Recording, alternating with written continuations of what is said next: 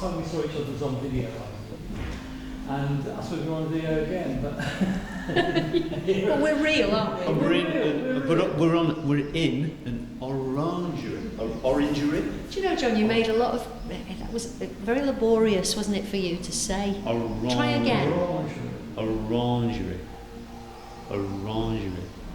Say terrace chocolate orange. Terrace chocolate orange. a wonderful lesson. There. Sorry. That's okay. What a set this afternoon. Thank you so much. First one since, not last March, but the March before. That was my last year you brought out a knockout album. And that was one of the albums of the year, I think. And so tell us about this sort of move into solo work that you do.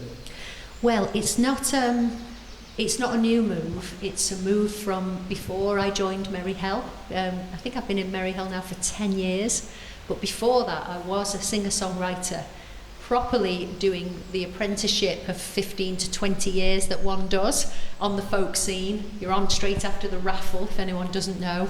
You used to get paid about 50 quid, and there'd be lots of other songwriters and people playing folk covers, and it was an amazing... I started that when I was about 17, and then tried to do it semi-professionally from about 25. So I did do that before. And I don't know, it's been a natural next step, hasn't it? John had noticed that some of the songs on the Merry Hell albums, he would say, oh, I love it, but I really loved it when it was all pared back, when you just played it by yourself. And then it was John who suggested I made the new album based around on that concept. And from there, people have started saying, oh, will you come and play with us, on your Todd? So I said yes. The only answer was yes. Well, it certainly works. It works really well. John, you brought John partway through the set, and so we had like a mini Merry Hell on the stage. Is that part of the, when you say pared back, is that part of the idea? Well, I mean, just coming back to what Virginia said before, though, she's writing a great kind of work, basically. So she writes, she's very prolific. Okay, so we've got a lot of songwriters in Merry Hell. So you've got, people need to hear that other stuff as well. And me coming on really halfway through it's not like an extension of Merry Hell. It's trying to sort of like, I think, trying to embellish the songs a little bit, just to make them I don't even like saying step up a gear. It's just to create a difference from the sort of like one guitar and voice sort of arrangement, and bringing other friends on. It's just a way of maybe at the end of the set, just like sort of having a little bit more oomph. But it's meant to be, it is, but yes, they are more pared back versions. If we do a Merry Hell song, it's by default going to be more sort of unplugged sounding, and you know what, it's nice to take, instead of having big boots on all the time, it's nice to take your shoes off. Put your slippers on. You always love that. Put your big... What was that thing, the big slipper? You're just giving me a really bizarre... Oh, the big Omni slipper. The Omni slipper, yeah. Put your Omni slipper on. How do you feel about it? It was like one big sheepskin slipper, and your mum would have one. And they'd put both their feet in and say, oh, I love my one slipper. It's like they'd just be in it, wouldn't they, with their feet? Yeah, but it's a naturally folkier sort of tone because it's pared back. The rock is very much dialed down or subtracted completely.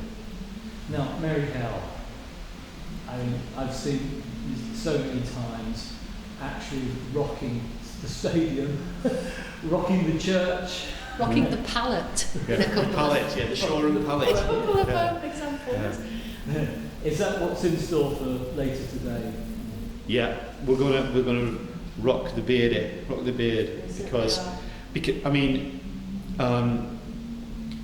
we've been obviously everyone has been away for a long time, but there's a certain muscle memory that exists within us all, within audiences and within musicians. There's certainly, when we've just done our rehearsals for this, that we were really relieved to find that the muscles were maybe a little bit weaker, but enthusiastic.